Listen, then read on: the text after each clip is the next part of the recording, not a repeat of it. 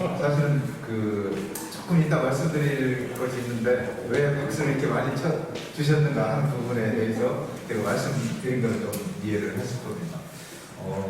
사실 좀 고민을 좀 많이 했습니다. 이게 어느 수준에 이렇게 눈높이를 해야 될 건가 하는 부분을 작성하면서 고민을 많이 했습니다. 오늘 새벽까지도 지웠다 넣었다 이렇게 했는데 하면서 보니까 사실은 제가 학문 필지에 관련해가지고는 많은 강의도 많이 했고 외국에도 그다음에 외국인도 불러서 교육도 하고 그랬는데 정작 우리 구성원으로 계신 교수님들을 대상으로 이렇게 말씀드리는 건 처음인 것 같아요.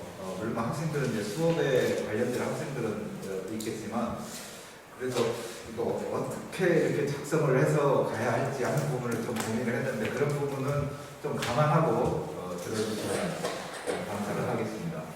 그래서 먼저 이제 저희가 오늘 좀 말씀드리고자 하는 것은 학문 필지가 과연 뭐냐 하는 거 하고 이제 방금 우리 김 본부장님이 굉장히 선박 건조에서부터 이제 관련된 이제 분야를 넓혀가는 그런 과정인데 그런 이런 선박하고 관련된 결국에 선박이 있기 때문에 항문 표지가 있는 것이고 그래 항문 표지라는 용어 자체가 그럼 그냥 항로만 가르쳐 주는 건가? 그러면 항문 표지를 설치하면 그냥 항로가 생기는 건가? 그런 의문들을 좀 가지고 계실 것 같아요. 그래서 그런 부분에 대한 말씀을 좀 드리도록 하겠습니다. 아까 이제 박수를 전부 다 쳐주신 것 같은데요.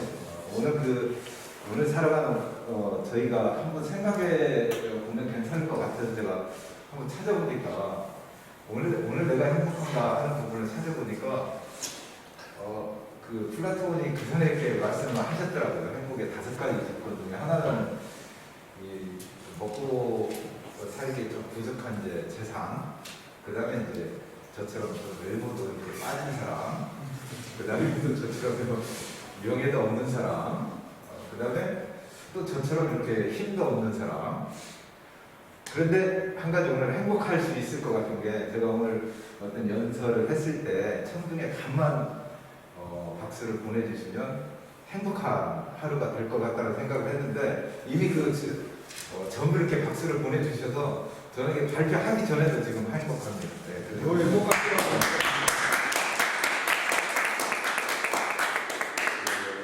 여러분 이렇게 행복하게 만들어주셔서 또한 이렇게 박수를 치신 분들은 더 행복해지실 거라고 알겠습니다.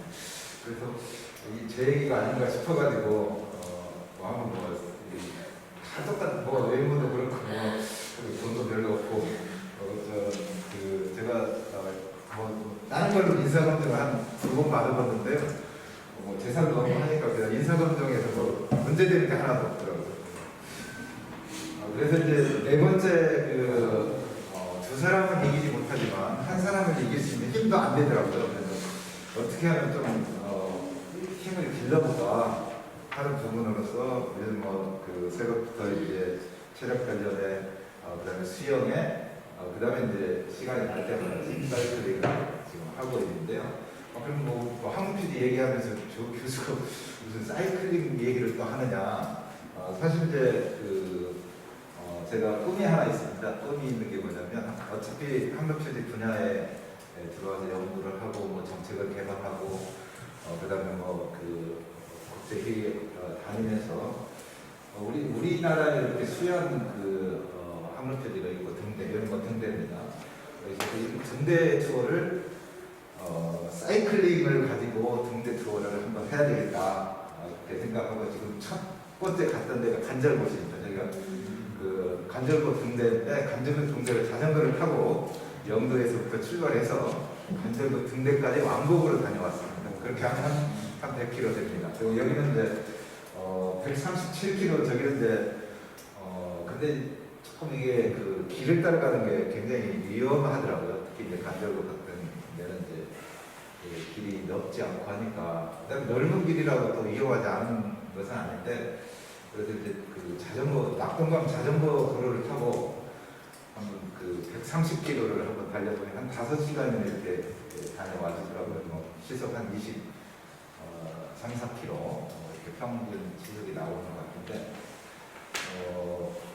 그런데 걱정이 있습니다. 걱정이 뭐냐면 가장 큰 난관이 집사람이 반대를 합니다. 저희 집사람이 이제 좀이 세상을 좀 달리할까봐 그런 걱정을 하고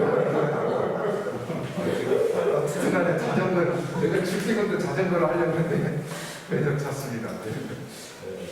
그래서 이걸 어떻게 꿈을 실현할 수 있을까 하는 부분이 더 고민스러운 부분이고, 이게 또 어떤 그 행복을 이렇게 추구할 수 있는 방법 중에 하나라고 생각을 해서 한번 가져왔습니다. 그래서 오늘 전반적으로 좀 한국지가 뭐냐 하는 부분을 그래서 제가 조금 아까 말씀드린 대로 좀 개요적인 설명, 그 다음에 어떤 비디오를 이용해서 보여드릴 수 있는 부분을 가지고 얘기를 하겠습니다. 그리고 사실 본부장님 발표에서 많이 있었는데 지금 이미 물결이 일어서 우리 곳곳에 지금 들어오고 있고, 아까 이제 발표도 있었지만 이런 코로나 시대가 되면서 더 지금 가속화되는 것 중에 하나가 이제 4차 산업혁명이 이제 완전 우리 피부로 와닿기 시작한 것 같습니다. 그러니까 이게 사실은 기술의 발전이라는 게 우리가 잘 아시다시피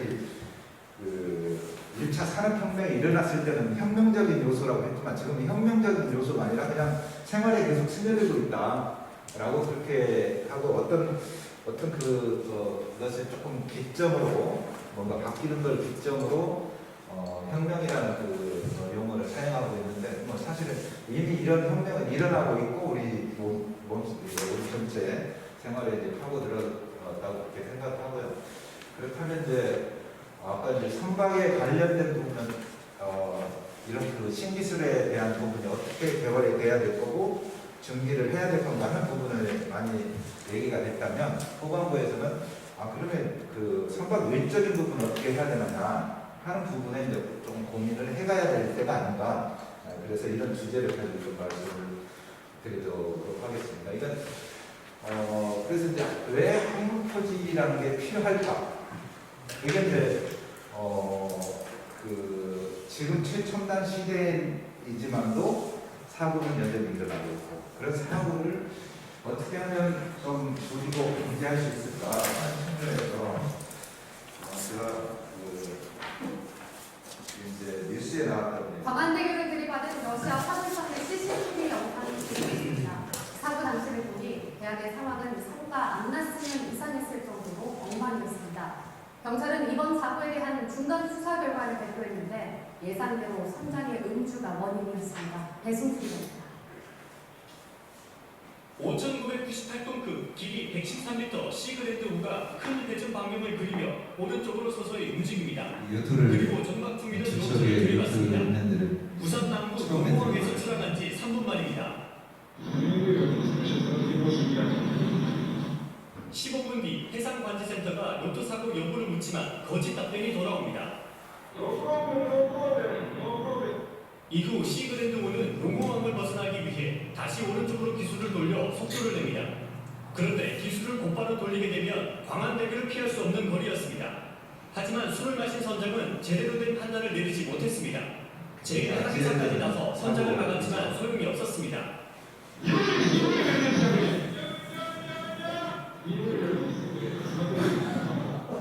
광안대교 침몰 직전에서야 멈추려고 했지만 때는 늦었습니다.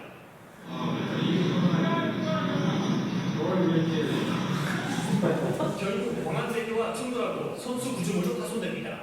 얼마 뒤 조타실에선 선장의 당시 상태를 알려주는 의미심장한 대화가 흘러나옵니다.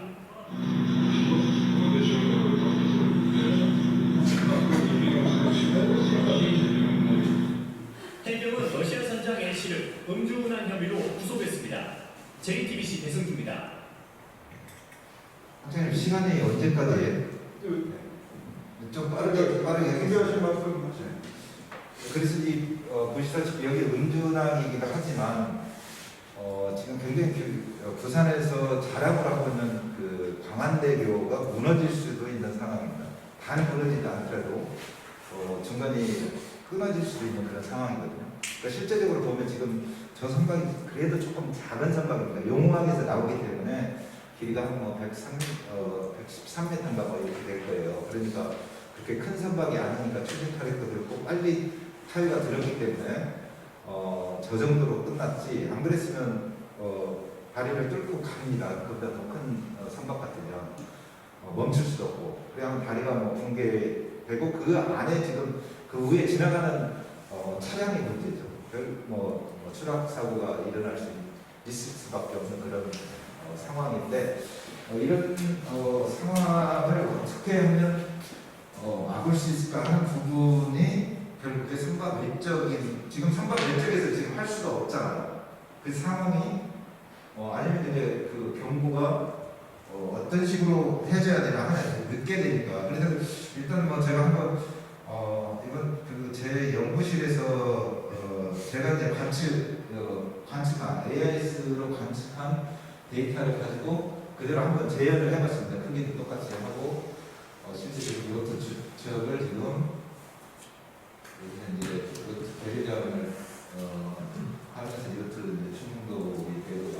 그다음에 이제 진행을 거의 이제 또 이쪽 쪽에 달았다가 닿지는 않았지만 그쪽이 일어나려고 하다가 지금 강원 대비가 진행하다가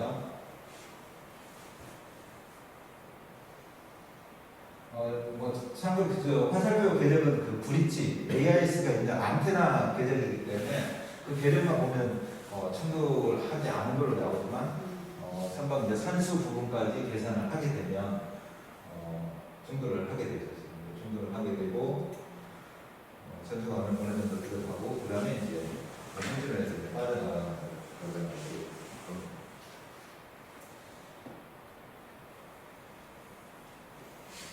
그래서 그러면 이런 경우는 어떻게 막을 수가 있을까요? 결국에 지금 용항이 굉장히 좁습니다. 여기가 좁기 때문에 지금 이 선박이 몇 번 왔다 갔다 하는 선박입니다. 도선도 지금 면제되는 선박이었거든요. 그러니까 한 6번 이상 아니면 이제 계속해서 6개월 이상 이렇게 들어오게 되면 같은 선장이 하게 되면 도선이 면제되는 선박이고 그 다음에 우측으로 회두를 많이 하려고 우측 앵카까지 내려놓은 상태에서 입항 접안을 했거든요. 이제 그 입항 자세로. 그 다음에 이제 추락하면서 앵카를 감으면서 지금 가고 있는 상태였지만 이제 회두가 다 일어나지 않은 상태입니다. 그렇다면 여기는 사실 어떻게 보면 규정의 문제이기도 하고요. 지금 그 피앙크 규칙에서 선의 규칙을 보면 예선의 지원을 받는 상태에서 결국에 2L 내지 3L이 필요한 상황인데 3L이라고 하면 지금 이 선박을 기준으로 하면 2L, 그 다음에 3L이 됩니다. 그러니까 예선의 도움을 받게 된다 하더라도 바람이 좀 있으면 거의 3L 안에서 이루어져야 되는데 그보다 지금 넘게 되는 그런 상황이 됐기 때문에 사실 이 선박은 예선도 지금 지원을 받지 않았고 그 다음에 이제 도선사도 승선을 하지 않았습니다. 그래서 지금 현재는 이 용호부대는 이런 선박을 지금 접안을 지금 안 하고 있습니다. 아마 그 부경대학교 실습장만 지금 현재 접안을 하고 있는 상황입니다. 그 다음에 이제 무엇보다 중요한 부분이 이제 이 부분을 어떻게 할 거냐 하는 부분.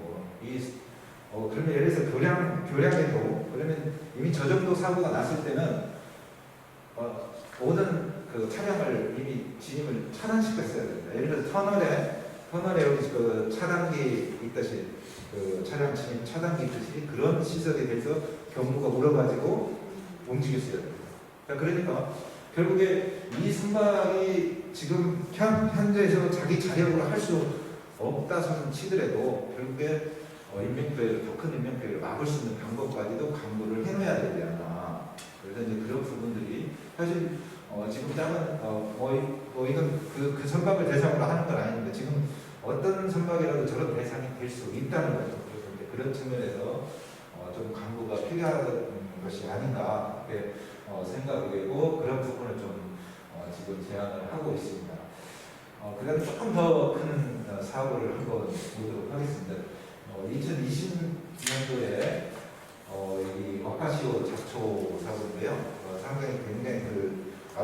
아프리카의 그 해변을 오염시키는 그런 사고가 있었습니다. 배의 좌초인데요.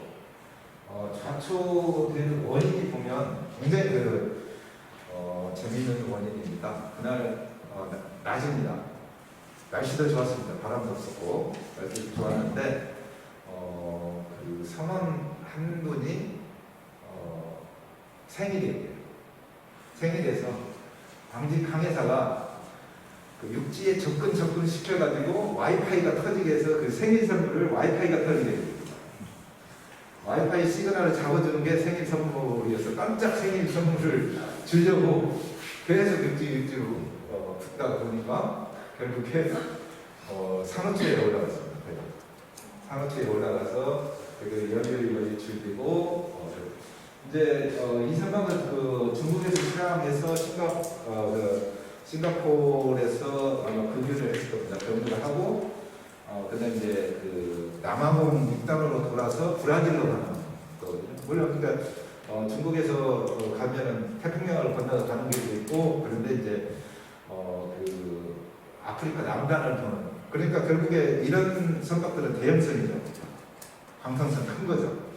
그러니까 작은 선박들은 그보다 조금 작은 건 이제 수에즈막스나 그다음에 파나막스면 결국에 파나마 운하나 수에즈 운하를 통과를 하겠지만 그보다 더 큰 배들은 이 케이프 오브 홉 그러니까 희망봉을 돌아서 가야 됩니다. 돌아서 가야 하기 때문에 그래서 이런 선박을 여기 케이프 사이즈라고 케이프 사이즈 그래서 대형 선박이라고 하죠. 더 지금 전장이 300m 됩니다. 선폭 50m. 그래서 데드웨이트 20만 3천 톤이니까 그 방탄산 굉장히 큰 선박입니다. 이 선박이 사고가 난 거에 대한 영상이 있어서 영상을 한번 시청하는 데가 좀 많죠.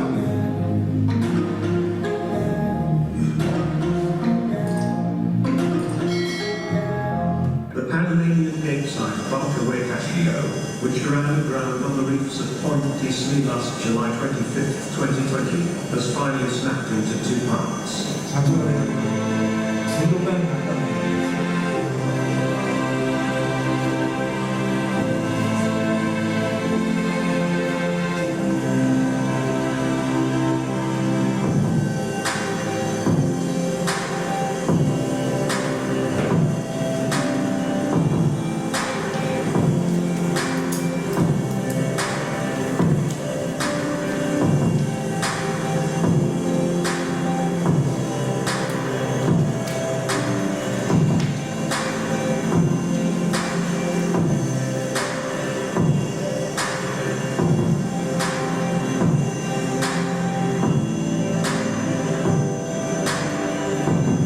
The government of Mauritius has declared that 3,900 metric tons of fuel oil on board the Casio has been pumped out and transferred to shore facilities. An estimated 100 metric tons of fuel oil remains on board the wrecked vessel. A possibility of an additional slick remains if Salvas fail to extract the remaining bulk of oil. The other half of the fragmented vessel rests on the reeds, which comprises the superstructure, engine room, and fuel tanks. The more substantial portion includes the vessel's 7 cargo holds. Salvage tugs are in preparation to tow her to deeper waters. The decision to scuttle her will now depend on the owners, Salvas, and other concerned parties. The Mauritian government is demanding damage compensations from the Casio's owner in Japan, Nagashiki Shipping. Representatives from ship owners Nagashiki Shipping and ship charterers, Mitsui USK Line, held a meeting on August 9, 2020, and has personally apologized on international media to the people of Mauritius and vowed to assist in any way possible in the mitigation of the oil spill.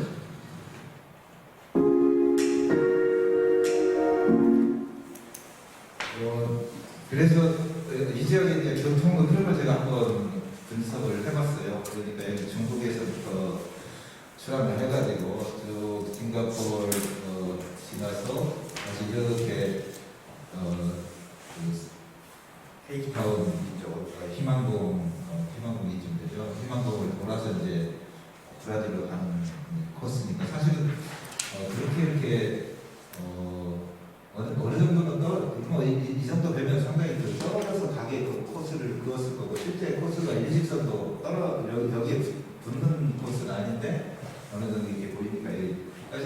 레이저스가 이 섬보다 더 작은 이 빨간 점이 있는 지역입니다.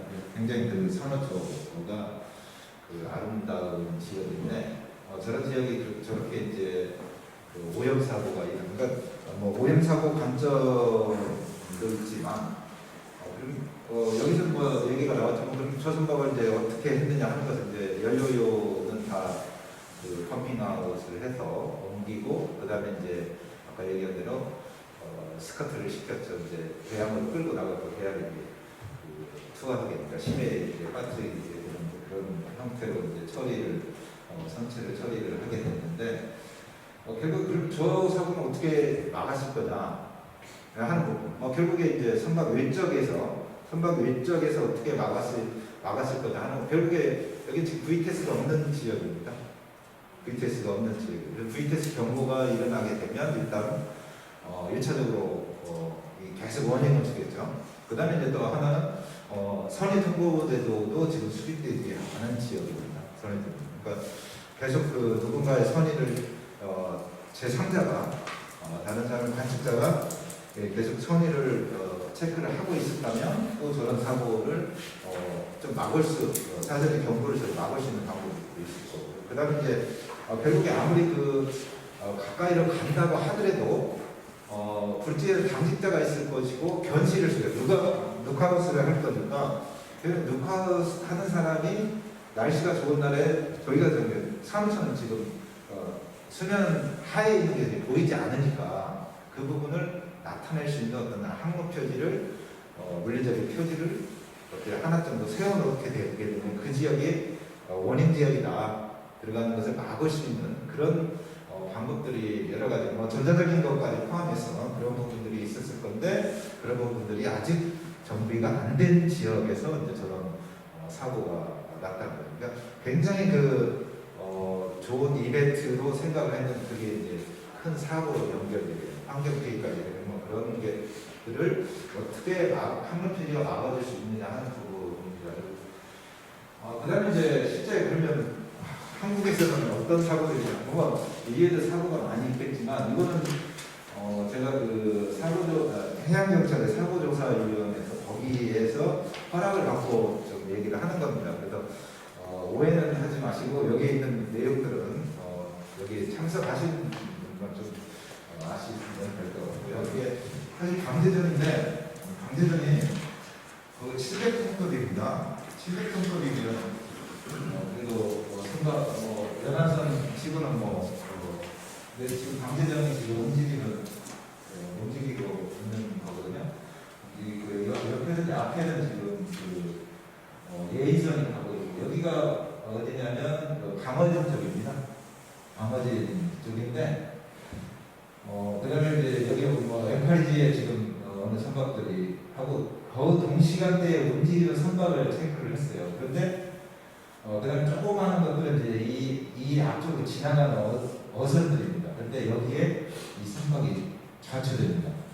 빙빙 돌다가 다시 여기 지금 이제 좌초되는 과정을 잠깐 보여드리겠습니다. 그 특수선이나 강제전이니까 트윈스크루입니다. 트윈스크루고 이 선박이 지금 여기 빙빙 돌죠. 여기에 수심 3m짜리, 2m짜리 락이 있습니다. 암초가 있는데 여기서 스크루 하나가 오른쪽 스크루가 완전히 다 손상이 돼가지고 작동이 안 됩니다. 그래서 천천히 나중에는 배를 2층은 자력으로 해서 다시 천천히 이제 울산항으로 들어간 경우인데요.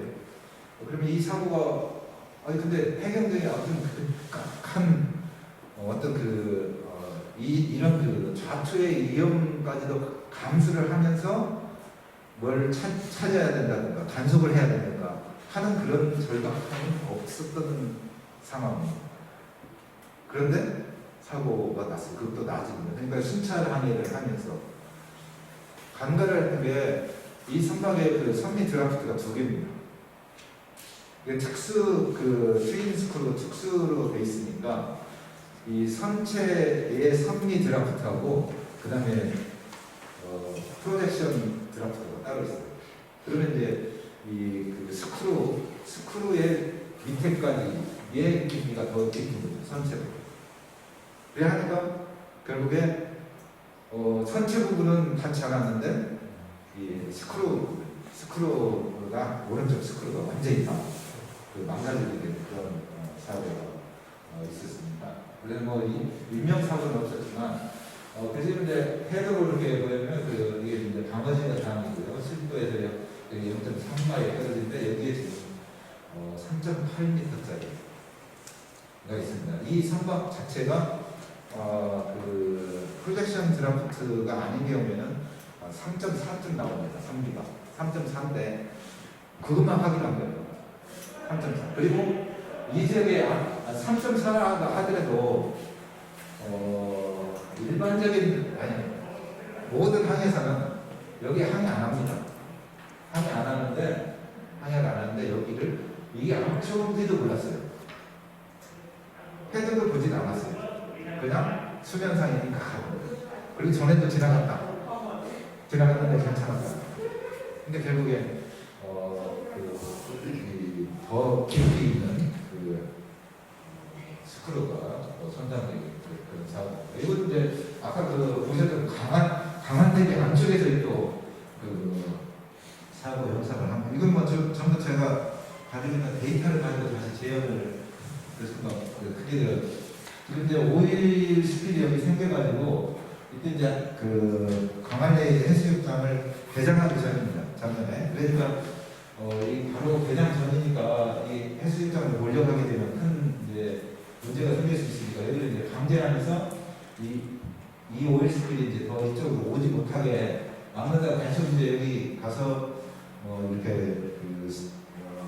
강제 작업을 하는 과정에 강제정이 계속 이제 움직이는 면서 이제 강제 작업인데 여기도 사실 이제 다리에서 얼마 거리 이제 여기에 저시스템 신고가 있어요.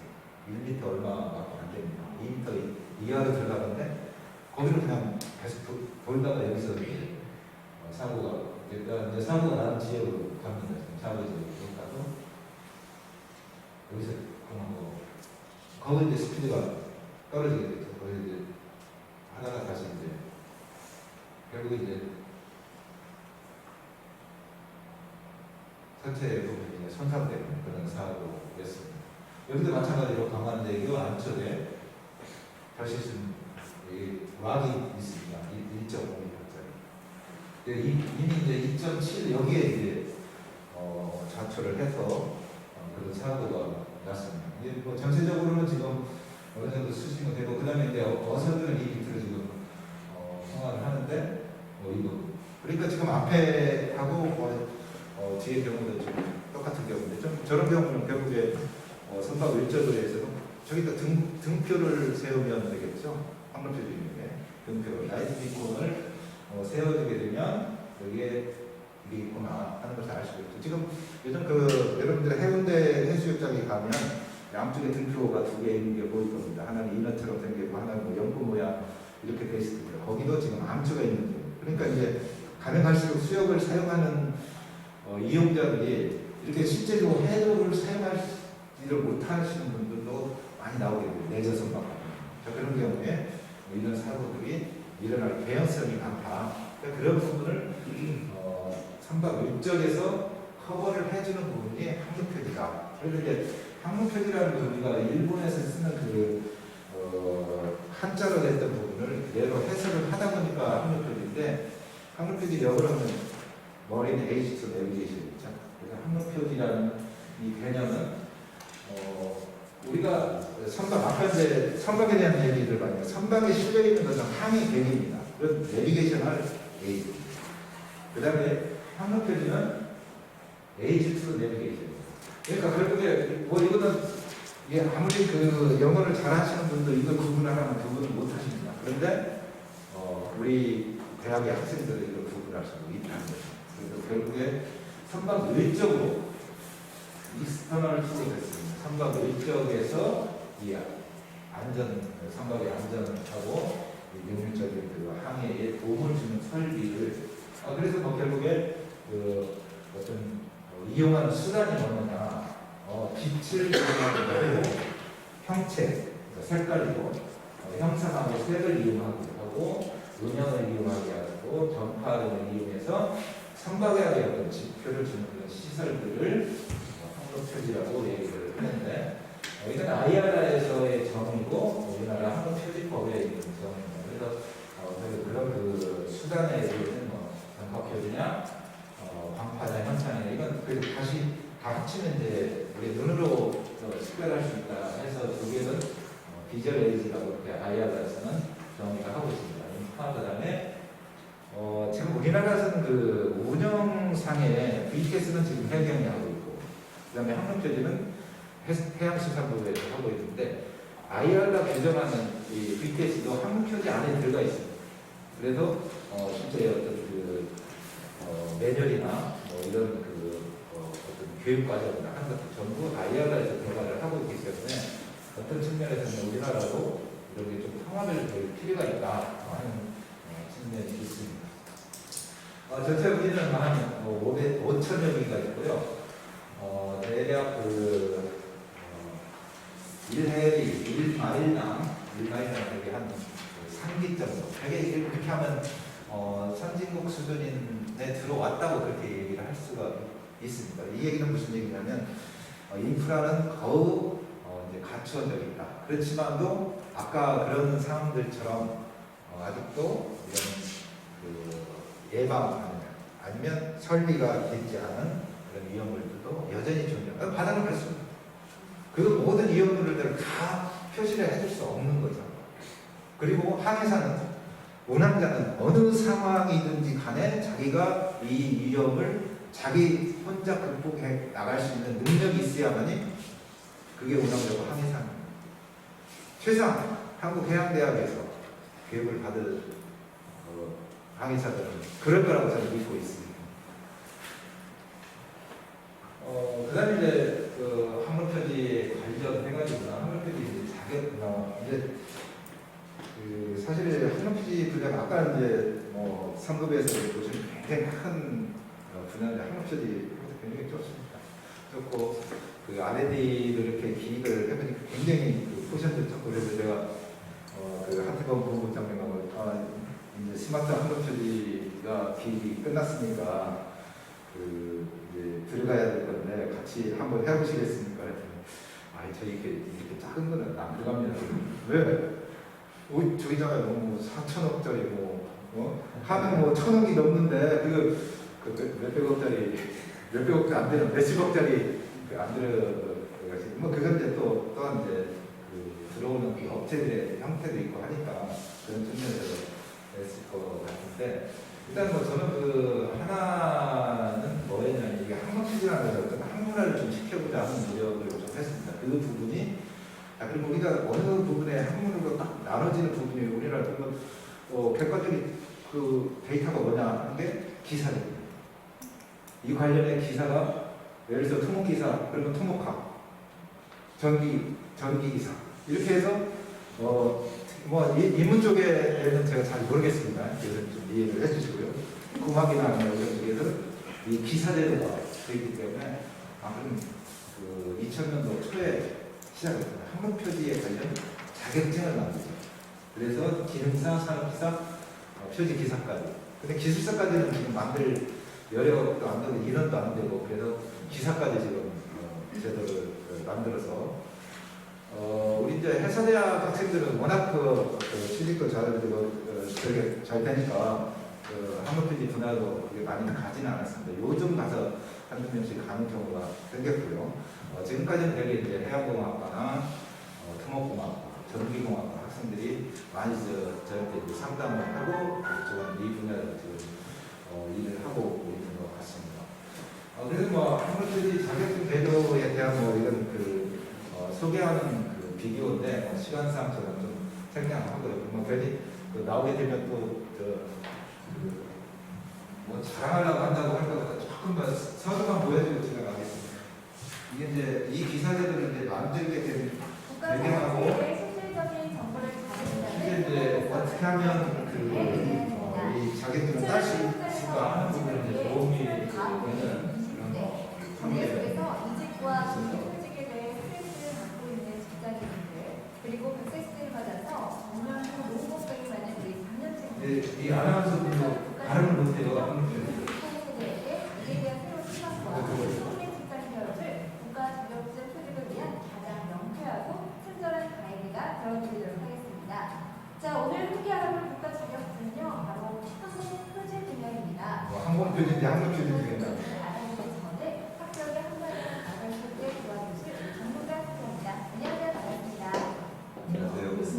여기까지만 하겠습니다. 박수 한번 쳐야 또. 오늘 너무 행복 여기십니다. 그 다음에 우리가 항공 표준을 얘기하려면 결국에 아까 우리가 IMO나 아이악스를 얘기했다시피 결국에 선박 왼쪽으로 설비되는 설비들인데 결국에 선박이라는 것은 한 국가만 항행 구역으로 하는 건 아니잖아요. 전 세계 어디든지 갈 수 있는 게 선박이기 때문에 국제적인 통일성이 필요하기 때문에 항로표지 국제 항로표지 협회 인터내셔널 어소시에이션 머린 에이지 내비게이션 앤드 라이트하우스 오스리티. 그래서 이 국가가 이제 정회원으로 되어 있는 국제 기구가 있습니다. IR를 잠깐 말씀드리고요. 그런데 사실은 그 항로표지 아까 이제 영국 성급 역사도 얘기했지만 항로표지 이미 이제 황실입니다. 로얄 헤리티지로 되어 있는 트린티 하우스가 400년 됐습니다.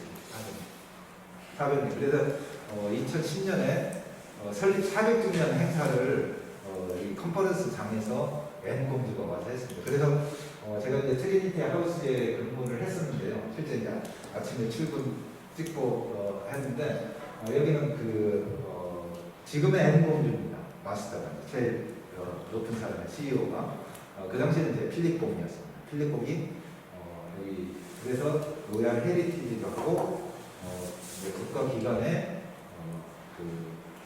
위임을 받는 거죠. 국가 사무를 트리니티 하우스에 항로표지를 관장하는 게 이제 영국인데 이 영국에서 이미 1929년부터 시작을 했고 그 다음에 이제 정식으로 57년에 만들면서 본부를 파리로 줬습니다. 파리로. 이제 IMO도 있고 뭐 여기 있잖아요. 그래서 파리로 주고 그러면서 이제 지금까지는 NGO로 왔었습니다. NGO로 오다가 이런 생각하고 있습니다. 2020년 2월달에 IR가 이 오거나이제이션 조직에 대한 컨벤션이 채택이 돼서 이제 협약이 발의가 되면 이게 이제 국제기구인데 IGO 정부 간 국제기구 IMO처럼 이렇게 가고 그러면 NGO하고 IGO가 뭐가 다르냐면 결국에는 IGO가 되면 자기네들 독자적인 컨벤션을 만들었습니다. 인터내셔널 컨벤션. 우리가 솔라스를 IMO에서 만들듯이 만들 수가 있습니다. 그러면 이제 구속력이 더 커지는 거죠. 지금 이제 이게 IGO로 바뀌는 거는 30개국만 비준을 하게 되면 바뀌게 됩니다. 그러면 1차적으로 지금 MBS 마리타임 보야지 시스템 우리 부산항에 이렇게 들어올 때 보면 오른쪽에 빨간색 국표, 왼쪽에 녹색 국표가 설치가 입항 기준으로 보면 설치가 되어 있을 텐데 이런 표준들을 이제 컨벤션 그래서 결국에 국제 협약이 만들어지게 되니까 구속력이 세집니다. 그러니까 여기서 이제 가지고 있는 어떤 규정들 같은 것들이 그런 이제 구속력이 더 강화될 것이다 하는 부분이 이제 예견되는 부분입니다. 그런 부분이 이제 국가마다 준비를 지금 하고 있고 우리나라도 그런 부분을 지금 준비를 하고 있습니다. 이건 그 덴마크 분이신데 덴마크 사관학교 해부 사관학교 출신입니다. 굉장히 완벽하게 지내시는 사무총장이십니다. 되게 강력한 도전자였습니다. 도전을 했을 때 이분이 되고 제가 그 다음 순이었습니다. 10명 지원을 해서 그런 경우가 있었습니다. 그 다음에 이제 이 아이알라에 있는 건데요. 특히 이제 학력에 대한 교육 훈련을 담당하는 게 이제 월드와이드 아카데미. 특히 이제 우리 학교 같은 경우는 우리가 직접 뭐 기술을 설치하고 관리하는 건 아니기 때문에 정책적인 조언이나 기술적인 개발에서 제공을 하지만 교육 훈련 부분이 더 중요한 부분이 되기 때문에 이런 부분이요. 여기 또 죄송합니다. 제가 여기는 제가 보드 미팅에 지금 체험을 하고 있고요. 이게 그러니까 여러분 도전을 한번 해볼 필요가 있는 것 같더라고요. 그 10명 중에 저분은 국가의 소속부에 있습니다. 저는 이제 국가 공무원은 아니잖아요. 또 공무원이지만 근데 저는 정부 대표가 그때 자문적으로 제가 아이알라가 이제 우리나라가 아이알라의 이사국이 되는 활동 그게 2006년에 들어갔거든요. 2006년에서부터 코로나19 전 2019년 회의까지 매년 한 번도 빠지지 않고 갔거든요. 그러니까는 공무원 중에서 저보다 회의를 더 많이 가신 분은 없을 거예요. 그렇지만 저는 아이알라의 타이틀이 없었는데 그래도 나는 이제 이분이 이제 자기하고 경쟁했으니까 이제 나를 배제를 하겠구나 그런 생각이 들지 않았거든요. 이분이 적극 여기 그 채용을 추천을 하셔서 이사국 회의에서 이제 통과가 돼가지고 그래서 이런 게 또 이렇게 또 다른 그 형태의 관계를 이렇게 만들어가는구나 하는 부분을 제가 굉장히 감명 깊게 느꼈고 이런 부분이 그래도 좀 우리는 한번 경쟁에서 지면 그 사람 요즘은 이제 그렇게 안 하겠지만 이제 그런 부분들이 좀 서로 상생을 하게 가는 부분이 아닐까 이렇게 보여집니다. 그래서 실제 이제 가장 중요한 것은 월드와이드라든지 IR에서 중점을 두고 있는 것은 전체적으로 성장하는 거거든요. 그러니까 사실 그 IMO도 마찬가지죠. 우리가 어떤 룰이나 규정을 만들게 되면 선진국은 잘 따르고 잘 합니다. 그리고 그것을 선정적으로 만들어가고 표준도 만들어가는데 결국에 후진국이 못 따라갑니다. 이 서브 스탠다드를 어떻게 끌어올려야 되냐 해야지 우리가 컨벤션 만들었다고 해서 지켜지지 못한 컨벤션 만들면 현실성 없는 법을 만드는 거랑 똑같기 때문에 그런 측면에서 결국에 교육 훈련이 가장 중요한 요소다 하는 걸로 지금 중점을 두고 있습니다. 그런 측면에서 결국에 이제 아까 말씀드린 대로 BTS에 관련된 어떤 그 매뉴얼들이나 훈련 지침이나 그다음에 이제 홈페이지에 관련된 코스들을 만들고 교재까지 지금 개발해서 보고하는 그런 상황입니다. 그래서 저희 나라에서도 제가 이제 주관해요. 필리핀도 그다음에 SPC죠. 사우스 퍼시픽 커뮤니티 그리고 이제 한국에 오셔가지고 아이알라의 이제 그 펀드로 저희가 교육을 우리 대학에서 시키는 그런 여기는 이제 실제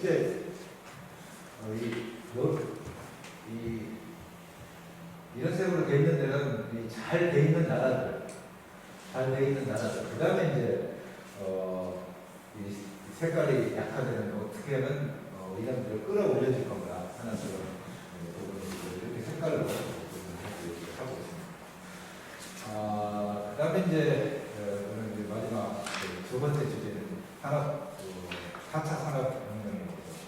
사실 4차 산업혁명에 대해서는 이미 말씀들을 많이 하셨고 아시는 내용들이기 때문에 생략을 하도록 하겠습니다. 그런데 하나는 이 기간들이 1차에서 2차, 2차에서 3차로 가면 되게 한 100년씩 걸려서 오는데 이게 점차 이제 짧아진다는 거죠. 그러니까 이게 앞으로는 이게 어떤 그 구분도 없이 그냥 발전을 하게 될 것 같다는 그런 생각이 들고 실제 이런 그 산업혁명하고 순박의 어떤 발전이나 행운의 어떤 변화를 보면 거의 이런 그 산업혁명하고 맞아 들어가 결국에 이제 4차 산업혁명하고는 이제 많은 얘기도 있었지만 자율랑 선박을 필두로 한 이런 기술들이 그래서 제가 한번 조사를 한번 해봤어요. 해양 선진국이나 이런 국가들은 어떤 그 해양 외곽 트렌드를 가지고 가는가. 그래서 한번 보니까 결국에 네덜란드 같은 경우는 잘 아시다시피 항만, 그 다음에 미국 같은 경우는 이제 선박도 그렇지만 그 다음에 환경, 오염, 그 다음에 하이브리드 연료, 아까 뭐 들었던 내용들 마찬가지. 영국 마찬가지예요. 지금 이제 영국의 로이드 레지스터에서 분석하고 있는 것 중에 하나가 굉장히 물동량이 앞으로는 더 많이 늘어날 것이다. 그게 특히 이제 지금 제3의 물결들이 일어나고 있는데 우리나라 중고차 어디까지 가시면 팔려 나가는지 아십니까?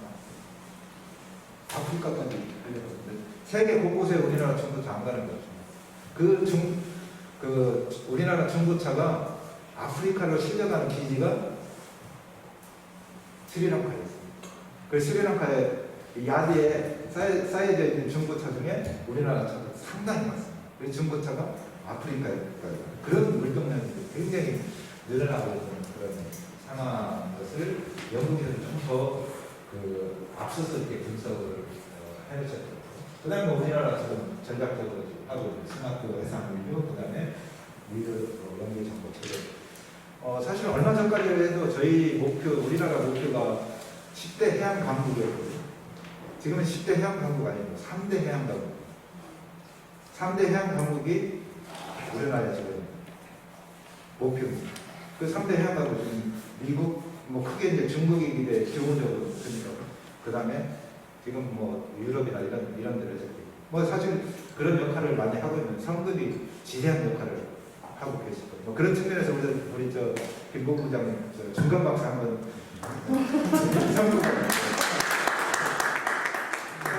김 본부장님도 오늘 행복하실 것 같아요.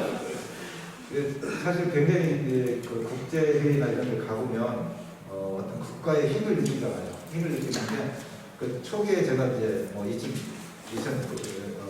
90년대 말, 2000년 초에 이렇게 갔을 때는 굉장히 어려우기 바빠요. 벤치마킹을 하기가 바쁜데 지금 이제 벤치마킹을 당합니다. 그게 불과 우리가 20년 이내 사이에 그렇게 바뀌어요. 자, 그러니까 예로만 얘기해도 그 당시 그러니까 90년대 말이나 2000년대 초는 우리 계속 일본 거를 벤치마킹을 아주 심하게 했죠. 그 얘기는 무슨 이야기냐면 굉장히 그 시스템 비슷해서 적용하면 바로 가져오면 바로 아니죠. 벤치마킹 하면 바로 적용할 수 있는 부분입니다. 근데 지금은 더 일본 벤치마킹 안 하잖아요. 그보다 우리는 더 발전시켜가지고 유럽에서 이제 이런 부분들을 유럽에서 다른 나라에 그 국제회의 가면 그래서 몇 명 이런 거 있는데 우리는 한국은 어떻게 하고 있어요? 옛날에 우리가 했던 얘기들을 우리가 듣고 있어요.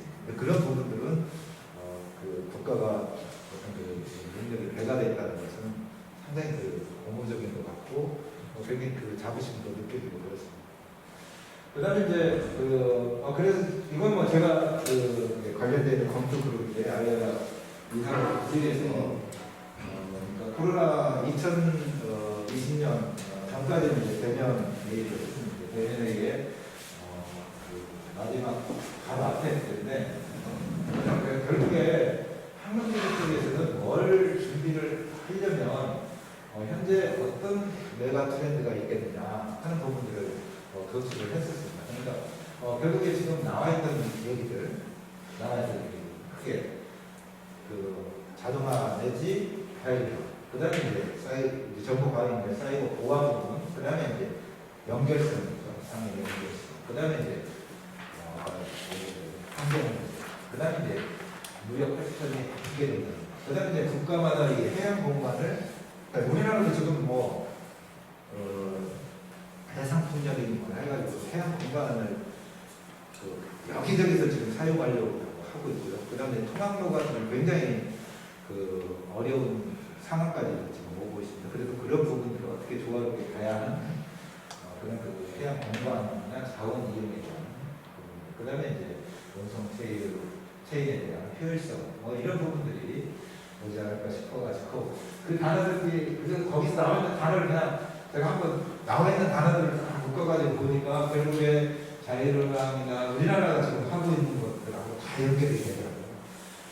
이내비게이션인데 인프라 구축이고 여기 이제 선박 자체, 그 다음에 이제 스마트 항만 뭐 이렇게 연결되고 뭐 이런 기술들이 들어가서 이용이 되는데 그래서 자유로랑 선박은 그 생략을 하도록 하겠습니다. 자유로랑 선박에 대해서는 제가 여기에 가져오게 된 거는 사실 자유로랑의 그 연구는 제가 지금 참여를 하고 있지 않지만 자유로랑 그 예비 타당성 할 때 죄송하게도 그 첫째 연은 떨어지는 데 큰 비용을 했고요.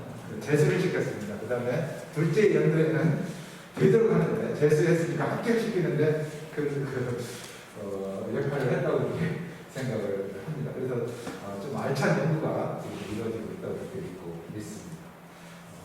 내가 이런 부분을 잘 아시고 그 다음에 인내비게이션도 잘 아시겠지만 제가 여기 인내비게이션을 가져오게 된 것은 결국에 선박 외적인 인프라를 구축한다는 거예요. 아까 이제 우리가 자유로운 선박을 만들어. 그리고 이 선박하고 별도의 통신을 어떻게 할 거냐, 정보를 어떻게 줄 거냐가 가장 중요한 부분이기 때문에 그 부분에 대해서 우리나라 지금 굉장히 현대적으로 메리타임 LTE망을 구성해서 지금 실제 이제 하나 조성하고 있는데 이런 부분들이 같이 항로PD라고 재래 항로PD, 그 다음에 앞으로 나오는 거, 그 다음에 자유로운 선박을 어떻게 운영센터를 할 거냐, 운영을 할 거냐 하는 부분까지 종합적으로 좀 검토가 돼야 되지 않겠느냐 하는 부분입니다. VTS 포함해서. 그래서 보니까 이 블록체인 기술, 제가 설명을 안 해도 잘 아시겠지만, 실제 그러면 어디에 들어가 있는가 보니까 항만에 이미 들어가 있더라고요. 항만에. 특히 이제 부산 항에서는. 결국에 선사, 운송사, 터미널 이런 부분들이 정보를 바로 받을 수 있고 변신할 수 있는 그런 시스템을 구축을 했더라고요. 그래서 결국에 스마트 해상 물류라는 것이 이게 구매자, 그러니까 제조자에서 구매자까지의 연결, 완전히 우리가 그 도어 투 도어라고 하는 것이 하나의 이걸 택배를 시키면 내가 시킨 순간에서 그러니까 이 물건이 지금 누가 제조를 해서 어디에 가서 어디에 지금 그러면 이제 결국에는 자유로운 선박 나오면 모르겠지만 컨테이너 지금 어느 선박에 컨테이너 몇 번 베이에 몇 번 티어에 들어있다 까지도 다 내가 지금 잘 오고 있다 아니면 지금 오다가 거기 저 LA에서 지금 잠자고 있다 하는 것까지 알 수가 있겠죠. 그런 부분들이 이렇게 연결이 되는 부분들이 나오지 않을까. 그래서 이런 인프라들을 좀 종합적으로 좀 생각을 해보자 해서 제가 결국 항로표지는 좀 재래의 항로표지, 등급표가 있고 등급가 있고 각 그 연안의 시설들이 잘 되어 있는데 이런 인프라를 어떻게 이런 그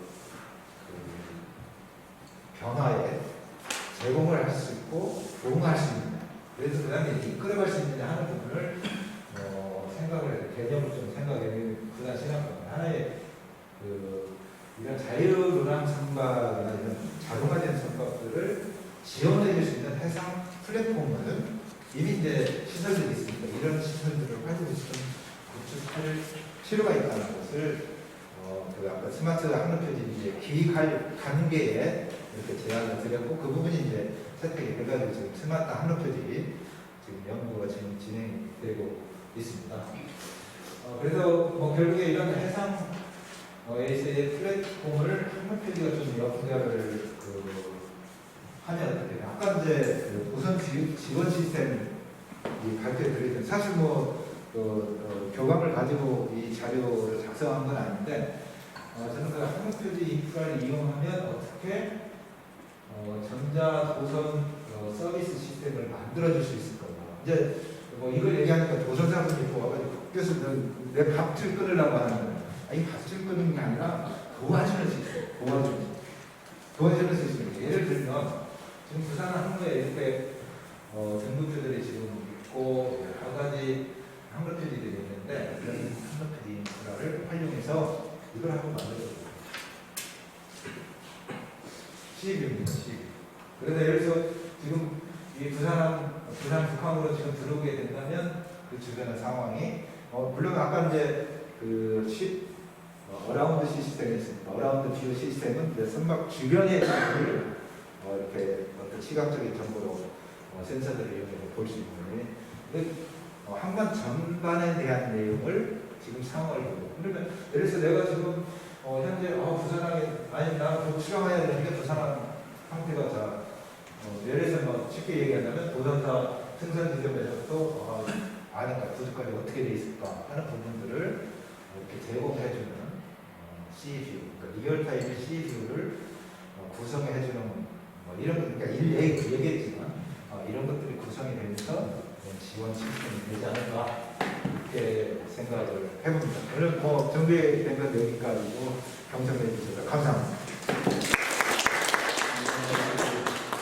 이승희 교수님은 사실 발표 중에도 나왔지만 국제적으로 굉장히 유명하신 아리아가 체험회를 하고 계신 2019년부터 하고 계십니다. 또 방대한 내용의 유익한 발표 감사드리고요. 질문이 있으면 한두 번 하도록 하겠습니다. 교수님 감사합니다. 네, 유인재 교수님. 네, 이거 지금 제가 전자도서 서비스 시스템 이거를 제가 구글링을 해보니까 논문은 좀 몇 건이 나오는데 역시 R&D나 정보 용역이나 아니면 메타로 해서 좀 규모가 작은 사이즈로 선행된 사례가 있는 건지 여쭤보고 싶거든요. 지금 현재 이제 아시다시피 이제 스마트 항로 편리가 과제가 두 개가 있잖아요. 네. 이게 이제 내역과제 두 개. 하나는 이제 SPEC 기준으로 만들어서 항로 편리 이제 어떻게 얹혀지냐 하는 부분이고, 그다음에 이제 스마트 항로 편리 실제 어떻게 구축을 할 거냐 하는 게 지금 두 번째 과제 지금 진행이 되고 있습니다. 그러니까 예타 규모까지 가지는 않았고요. 지금 만약에 한다고 하면 스마트 항로 서비스 개발 쪽에서 하게 될 확률이 높긴 한데 이거 지금 아직 잡혀있진 않긴 한데 이제 서비스는 이제 체인지를 하긴 하지만 어쨌든 기존에 돼 있는 건 진행된 건 아직은 없고 표준과에서도 아직 계획이 된 거는 예산 잡힐 때는 상관없나요? 아직 없습니다. 아직 없는데 이제 그 개념을 잡을 때 네. 저희는 스마트 항로 편리가 뭐느냐 네. 하는 것을 개념을 잡을 때 제가 이 개념을 가져가서 이런 것을 항로 편리 인프라를 이용해서 해보자. 그래서 이걸 보여주니까 그때 이제 과정이 그러면 가자. 네. 이렇게 돼서 이제 B를 시작하고 지금 연구가 진행되고 있는데 지금 조금 그런 과정은 있을 거예요. 왜냐하면 거기 어떻게 이제 그 포커스를 맞춰가느냐 하는 부분이 아직은 명확하지는 않은 거예요. 그 부분이 이제 사실은 이제 연구 개발을 하면서 또 문제점을 해결하는 과정이 있으니까 그런 단계, 초기 단계에 있다 그렇게 이해를 하시면 됩니다. 감사합니다. 제가 담당테이블 입장은 제가 잘 모르겠지만 표지과 담당테이블 입장은 잘 모르겠지만 그냥 보통 이제 문해하신 분들이 생각하시려면 그냥 AIS A2 가상 항로 표지를 만약에 이제 차선 수준으로 네. 실제 차선 수준으로 이제 해버리면 물론 이제 선박에서 이제 엑기스나 이런데 이제 시스템이나 이제 신호 트래픽상의 버드는 생길 수 있긴 하겠지만 이제 이게 그렇게 어려워 보진 않는데 이제 이게 혹시 좀 저희가 생각하는 좀 문외한이 봤을 때는 그렇게 어려울 것 같진 않은데 이게 이제 좀 준비를 많이 해야 되는 그런 시스템인 거예요. 그러니까 지금 말씀하신 대로 맞습니다. 사실은 지금 그 스마트 항로 편리에서 하려고 하는 것을 뛰어넘는 겁니다. 왜냐하면 사실 아까 우리가 사고 난 선박 봤지만 그 사고 난 선박에도 장비가 없는 게 아니에요. GPS 플로터도 있고 확대해보면 나와 있고 그다음에 워닝도 걸어놓으면 저수신부로 가면 워닝도 나오고 그다음에 이제 그 AIC도 달려있고 그다음에 우리가 항로편리용 AIC도 정보를 주기도 하죠. 그러니까 결국에는 그것을 거기에 습관되지 않으시는 분이랄까 아니면 바다에 천문단 레저보트랄까 앞으로 그런 게 많이 늘어나겠지만 자 그런 경우는 사실 이렇게 눈으로 아까 뭐라고 하는 비유도 봤지만 눈으로 확인해 줄 수 있는 시스템이 제일 좋잖아요. 그죠? 근데 AIS 정보, 저게 어디서 오는 정보인지, 그 다음에 AIS 정보도 굉장히 이제 A2N AIS나 또 선박에서는 굉장히 많이 혼란스럽게 이제 이 윈도우에 보일 거거든요. 그런 부분들을 어떻게 시각화를 시켜줘가지고 그분이 그걸 느끼게 할 수 있느냐 하는 부분. 이제 그렇다면 하나는 이렇게 카메라를 써가지고 하는 부분도 있지만 얘를 이제 AIS 정보가 오면 얘를 시각화를 시켜요. 그러니까 리얼타임 얘를 받아가 그러면 사전에 정보가 들어가 있어요. 그러면 얘는 부산항 5번 등급표랑 5번 등급표 그림이 그 사진이나 아니면 아까 이제 3D 형상이라 딱 올라와줘야 돼요. 그리고 내가 이리로 가야 되구나 하는 부분들이 나와야 되는데 거기까지 좀 가야 되지 않을까 저는 그렇게 생각을 하고 있습니다. 왜냐하면 어차피 이런 작업을 하고 이미 우리 생활에는 그런 작업들이 다 들어가져 있어요. 들어가져 있잖아요. 아침에 출근하기 전에 딱 그 로봇 청소기 돌려놓거든요. 지금 알아가지고 잘 해놓잖아요. 그러니까 그런 시대인데 바다에서 우리 그냥 지금 그래. 너 전자에도 봐야 돼. 물론 기본적으로 헤드를 봐야 돼. 헤드를 읽을 줄 알고 해야 되지만 읽을 줄 그런 상황이 안 되는 경우 그래도 이게 갈 수 있는 그렇잖아요. 근데 지금 자동차 그 자율주행을 보면 이런 쪽으로 가는 게 방향 가고 있는 것 같습니다. 그래서 그런 부분이 지금 해상에서도 진행이 될 거라고 저는 그렇게 믿고 있습니다. 감사합니다. 질문에 답이 됐습니다. 네, 답이 이때보다 이제 추가되는 건데 더 참여됐고.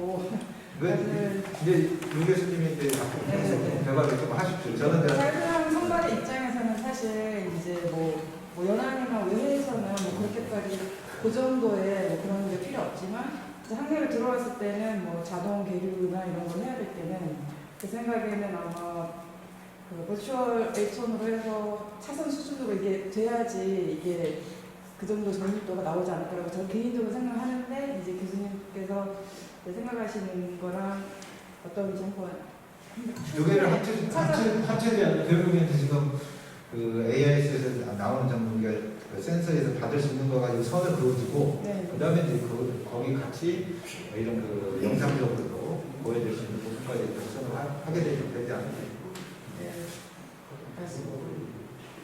하나만 여쭤볼게요. 예.